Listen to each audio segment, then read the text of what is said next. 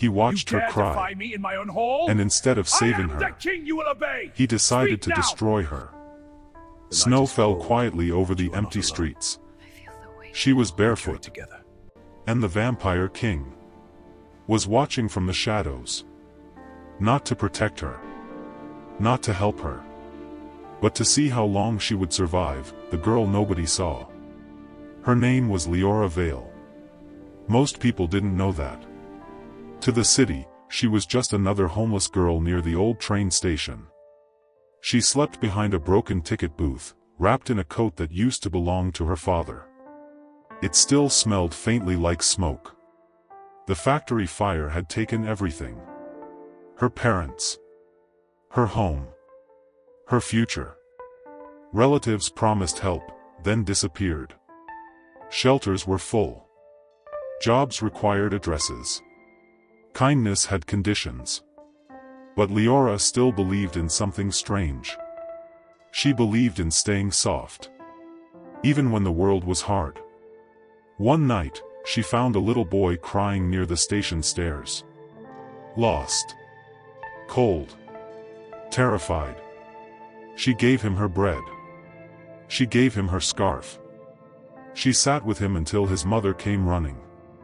No one thanked her. No one even looked at her. But she smiled anyway. Because she told herself, if I become cruel too, then they win. Above the city, carved into a mountain of black stone, stood Blackthorn Palace. Ancient.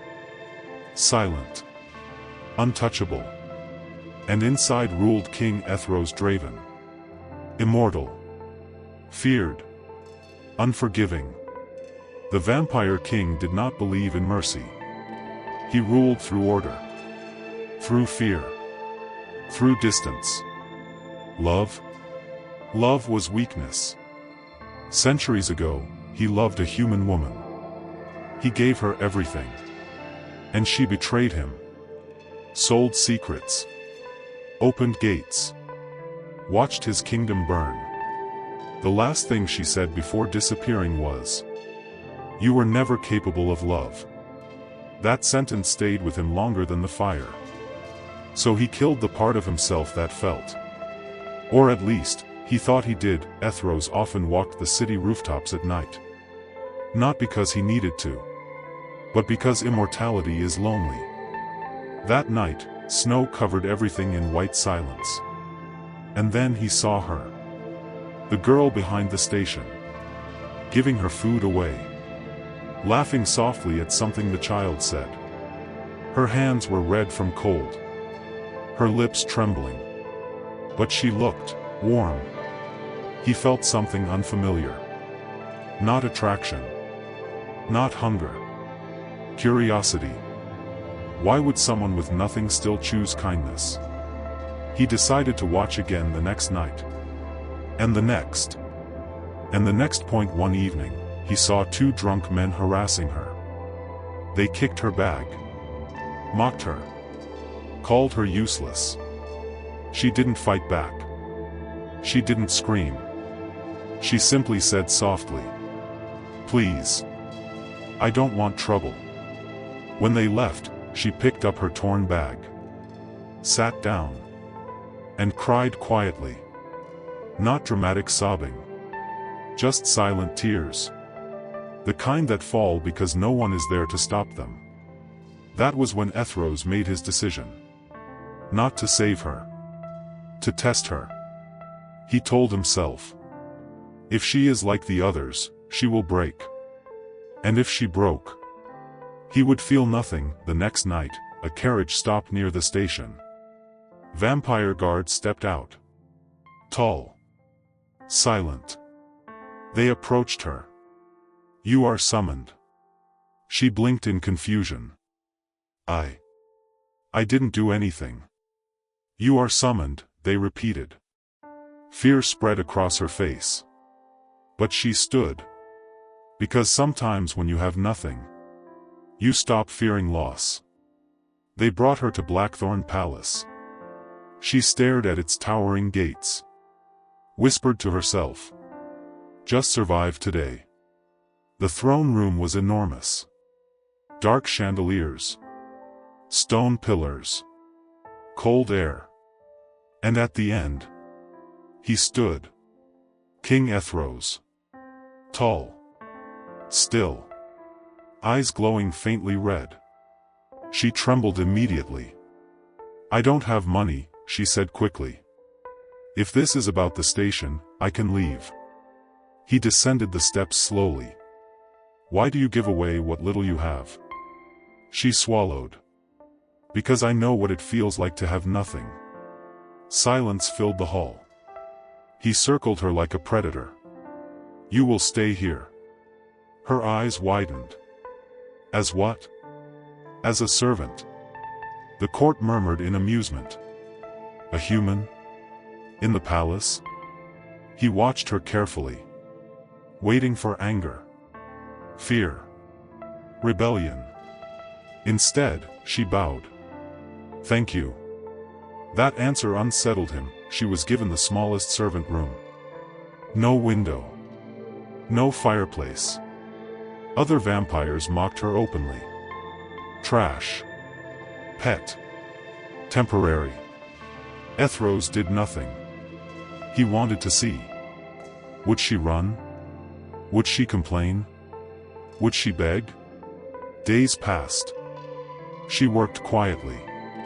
Helped other servants. Shared her food. Smiled even when insulted. At night, she would whisper to herself, "You're still here. That's enough." And every night, Ethros watched from the shadows, waiting, the first crack in him. One evening, she collapsed while carrying a tray.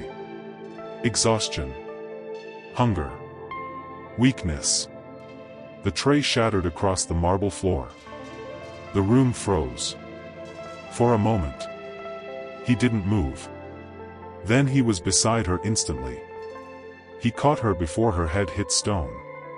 Her body was light. Too light. He felt anger rise. Not at her. At himself. She stirred weakly. Eyes barely open. "Please, don't send me away." Those words struck deeper than any blade. He carried her personally to a chamber. And for the first time in centuries, the Vampire King felt fear. Not fear of betrayal. Fear of losing someone who hadn't even left yet. Later that night, he stood outside her door. Hand lifted to knock. But he stopped. Because if he stepped inside, this would no longer be a test. It would be something dangerous. He whispered to the empty hall. "Why won't you break?" Inside the room, Leora slept, unaware that the monster trying to destroy her was already starting to fall apart. He told himself he was teaching her a lesson. But the truth was, he was terrified she would see the broken parts of him and leave like the others. The morning after, when Leora woke, the ceiling above her was unfamiliar. Dark stone. Velvet curtains. A fireplace burning low. For a second, she panicked. Then she remembered. The palace. The tray. Falling.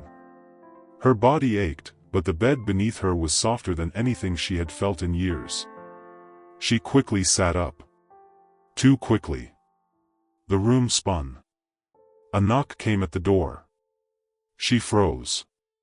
A servant entered quietly. "The king ordered you to rest." Her fingers tightened around the blanket. "He ordered it?" "Yes." The servant didn't say it kindly. Just factually. But something warm moved inside her chest. "He didn't send me away."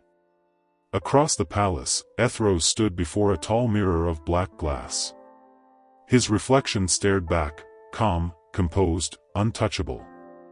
But his eyes betrayed him. "You carried her yourself." Weakness. He hated that word. The council had already heard whispers. The human sleeps in royal chambers. The king shows favoritism. He slammed his hand against the stone wall. The crack echoed. No. He would not repeat history. He would remind her what she was. Temporary. When Leora returned to her duties 2 days later, the palace had changed. Or maybe he had. Ethros did not look at her. Did not acknowledge her presence. When she bowed, he walked past her as if she were air. The other vampires noticed. They smirked. Whispers grew sharper. See? Even the king is bored of her. She was a distraction. That night, she ate alone in the servant quarters. Her hands trembled slightly. It shouldn't hurt. She told herself it shouldn't. He was never hers. But silence sometimes cuts deeper than insults. The second test. Ethros summoned her unexpectedly. The throne room felt colder than usual. She stood before him again. This time, he didn't descend the steps. He looked down at her. You are failing. Her stomach dropped. I'm trying my best, Your Majesty. Your best is insignificant here. The words were deliberate. Sharp. Controlled. She swallowed hard. I understand. No anger. No protest. Just acceptance. It irritated him. Why do you not defend yourself? He demanded. She hesitated. Then softly. Because I've never won when I tried. Silence filled the hall.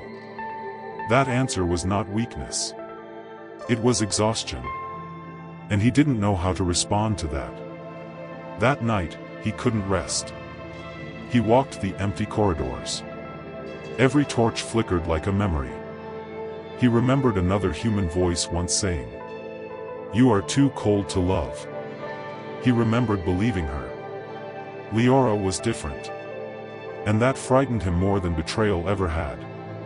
If she stayed, if she proved him wrong, then everything he built around his heart would collapse.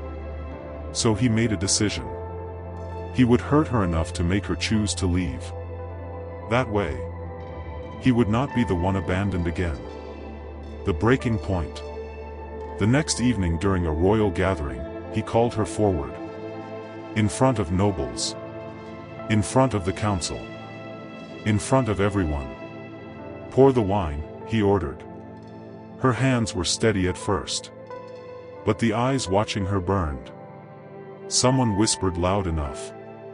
Even stray animals learn faster. A small laugh echoed. Her fingers slipped. Wine spilled across the marble. A gasp. Silence. Ethros stood. His voice rang cold and sharp. Pathetic. The word hit harder than the fall had days ago. She froze. Her cheeks flushed red.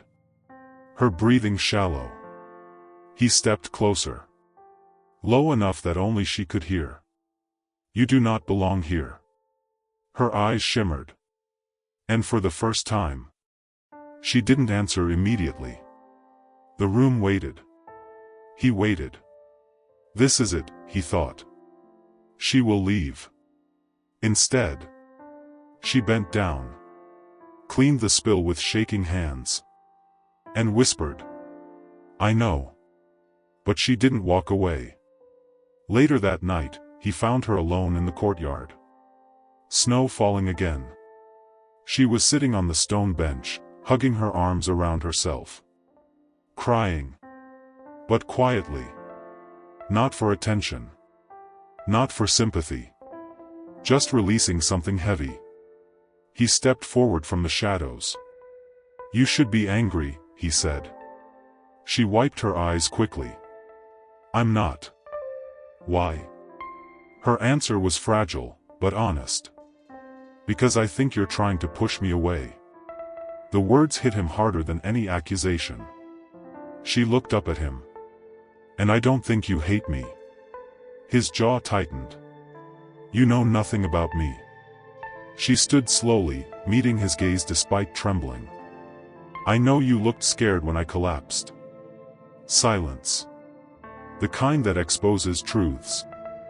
He turned away first. Because she was right. And that terrified him. Before leaving, he said coldly, "If you stay here, Leora, I will destroy whatever hope you have left." Her voice came softly behind him. "Then I will stay until you stop trying."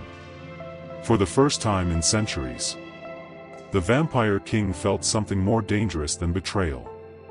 He felt understood. And he didn't know how to survive that. He thought if he hurt her enough, she would finally leave. But the more he pushed, the more he realized. She was the only one who had ever stayed. The palace grows colder. After the courtyard conversation, something changed. Not publicly. Not visibly. But in the silence between them. Ethros avoided her even more. When she entered a room, he left. When she spoke, he answered with one word. When she bowed, he didn't acknowledge it. It wasn't cruelty anymore. It was fear. And fear makes people colder than anger ever could. The other vampires sensed it. They began to test her. Small things at first. Moving heavy tasks to her list. Taking her breaks. Whispering insults just loud enough. She endured. Not proudly. Not heroically. Just, quietly. But endurance still cost something. And slowly, it began to cost her. Light that it happened in the lower kitchens. A senior servant shoved her aside. "You think the king protects you?" she sneered. "You are nothing. A phase." Leora dropped the tray she was holding. The sound echoed. Her hands were shaking. For the first time since arriving, she felt tired of being strong. She walked outside. Not to run. Just to breathe. The courtyard fountain was frozen over. She stared at her reflection in the ice. "I don't belong here," she whispered. And for a brief, terrifying second, she considered leaving. Not dramatically. Not angrily. Just quietly disappearing the way she always had. No one would stop her. No one would notice, but someone did. From the balcony above, Ethros had been watching. He saw her shoulders drop. Saw something fragile in her expression. And something inside him tightened painfully. This was the moment he had been pushing toward. The breaking point. She's going to leave. That was what he wanted. So why did it feel like suffocation? He moved before thinking. Appearing behind her in the courtyard. "You look ready to run." She didn't turn immediately. "No." Her voice was softer than usual. "I just look tired." That hurt more than anger would have done. He stepped closer. "Then leave." She finally faced him. Her eyes were red, not dramatic tears. Just exhaustion. "If I leave," she asked quietly, "would that make you feel safer?" The question stunned him. He didn't answer. Because the answer was yes. And no. She stepped closer, voice trembling. "You think if I go first, it won't hurt?" His chest tightened. "You presume too much." "No," she whispered. "I just see too much." Silence wrapped around them like winter air. He felt exposed. Not as a king, but as a man. And exposure is dangerous. That night, he couldn't escape the past. Flames. Screams. The woman he loved walking away without looking back. "You were never enough." That sentence had shaped centuries of cruelty. If he had been colder, if he had trusted less, he would not have burned. So he built walls. So high that even he couldn't see over them anymore. And now, a human girl was standing outside those walls. Not attacking. Not demanding. Just, waiting, the council struck again. They cornered Leora in a corridor. "This ends tonight," one elder hissed. "You will leave voluntarily, or we will remove you." She trembled. But she lifted her chin. "I won't cause trouble." "You already are trouble." They raised a hand. And suddenly the air shifted. Darkness filled the corridor. Ethros appeared. Eyes glowing, not red, but furious. "Touch her," he said quietly. "And you will answer to me." The elders stepped back immediately. He didn't look at Leora. Didn't soften. He just stood between her and danger. That night, he chose her. Without meaning to, later, in the throne room, she approached him. "You didn't have to do that." "Yes, I did." His voice was low. Controlled. "You are under my protection." She hesitated. "And is that all I am?" The question lingered. He looked at her finally. Really looked. She wasn't just enduring anymore. She was hoping. And hope is far more dangerous than fear. He stepped closer. Too close. "If you continue to stay," he warned softly, "I will not remain distant." Her breath caught. "I don't want you distant." That honesty almost shattered him. He reached out. Stopped inches from touching her face. And whispered, "If you stay, you will see parts of me that are not kind." She didn't move away. "I already have." And for the first time, the Vampire King wasn't trying to break her. He was trying not to fall. The man beneath the crown backslash. He had faced wars. Betrayals. Centuries of blood. But nothing terrified him more. Then telling her the truth, after the corridor incident, something shifted permanently. The palace knew. The council knew. Leora knew. He had chosen her. Even if he hadn't admitted it. But instead of growing closer, Ethros pulled away again. Not cold this time. Careful. Measured. Like a man standing too close to fire. Leora felt it instantly. He spoke less. Looked at her longer, but said nothing. And silence from someone who once pushed you away feels different. It feels like hesitation. It feels like fear that it was late when she entered the throne room. No court. No guards. No performance. Just him. Standing by the tall window, moonlight outlining his silhouette. "You avoid me when you're scared," she said gently. He didn't turn. "I fear nothing." "That's not true." Silence. She stepped closer. "I'm not your enemy." That word struck something deep. Enemy. The last human woman he trusted had smiled while betraying him. He turned slowly. "You don't know what humans are capable of." She swallowed. "I know what pain is capable of." The air between them thickened. 3. The confession. His jaw tightened. For a long moment, he said nothing. Then, quietly, "She told me she loved me." His voice was steady, but barely.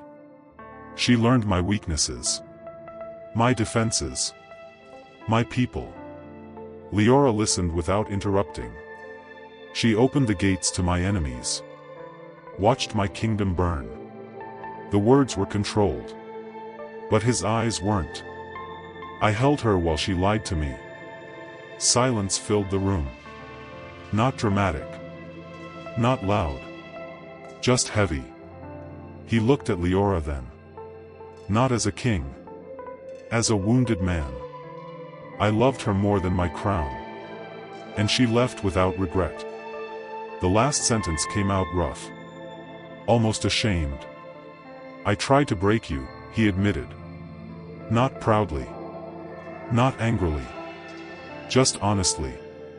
If you left early, it would not destroy me later. Her eyes filled, but she didn't cry yet. So every insult, every humiliation. Yes. I wanted to see if you would run. A breath trembled out of her. And if I had? He looked away. I would have survived. But they both knew that wasn't true. The moment she almost walked away. For the first time since arriving, Leora stepped back. Not in fear.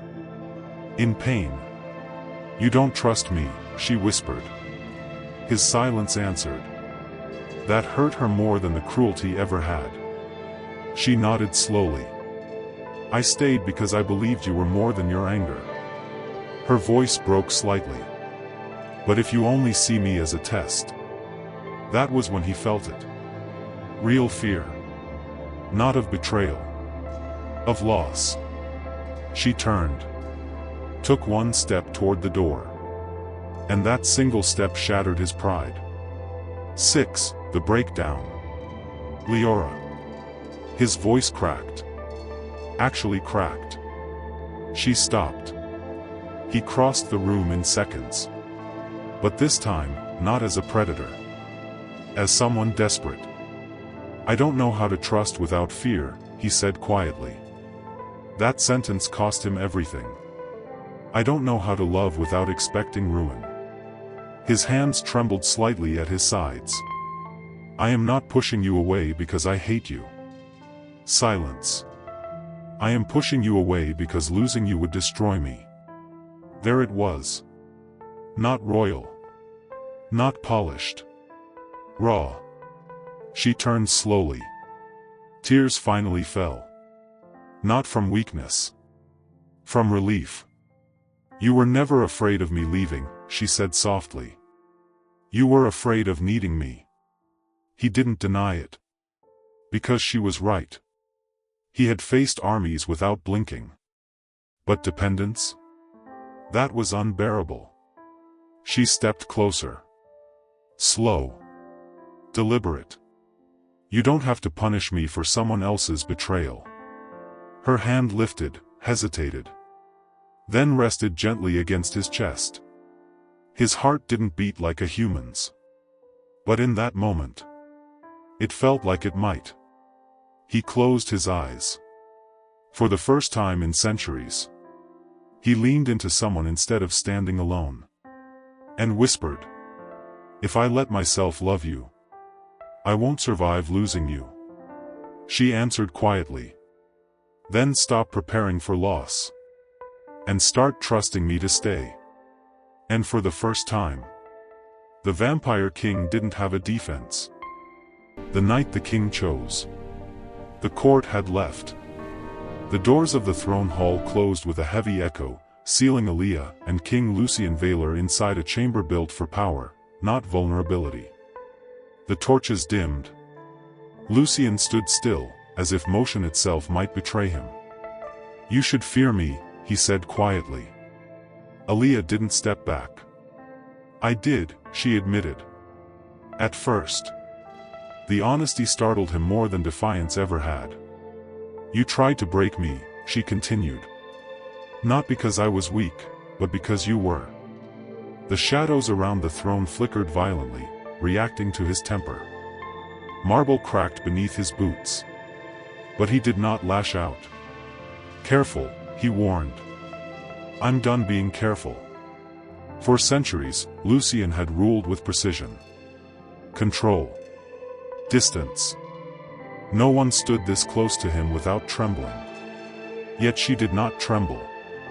He moved suddenly, faster than human eyes could track, and pinned her against a pillar. His hand braced beside her head. His crimson eyes glowed inches from hers. Say it again, he demanded. Say I am weak. Her heartbeat thundered against his chest. You're afraid, she whispered. The word struck deeper than any blade. Afraid. He had faced wars, rebellions, execution attempts. But he had never faced someone who saw through him. His grip loosened. Memories he buried clawed upward, betrayal by his own bloodline, the queen who poisoned him for power, centuries of ruling alone because trust meant death. I learned, he said hoarsely, that love is a weapon. Aaliyah slowly raised her hand and placed it over his unmoving heart. Then stopped using it as one. The world stilled. For the first time in 400 years. Lucien let the silence exist without filling it with dominance. He stepped back. Not as a predator. As a man making a choice. Outside the throne room, whispers had already begun. The nobles sensed weakness. The rival houses would test him. If he protected her, they would see it as vulnerability. If he abandoned her, he would remain untouchable. Untouched. Alone. Lucien turned toward the massive doors. When they opened, the court froze. Every vampire dropped to one knee. Aaliyah stood beside him, not behind. The entire palace felt the shift. Lucien's voice carried through the chamber like thunder. From this night forward, Aaliyah is under my protection. Any hand raised against her, is raised against the crown. Gasps rippled through the nobles. One elder dared to speak. She is human, my king. Lucien's eyes burned brighter. She is mine. The words were not possession. They were declaration. Aaliyah looked up at him, searching for cruelty. She found none. Only resolve. The political storm would come. The rival queen in exile would hear of this. Blood would spill. But something irreversible had happened. The vampire king did not break her. He chose her. And that choice would either save the kingdom, or set it on fire. I am not leaving you.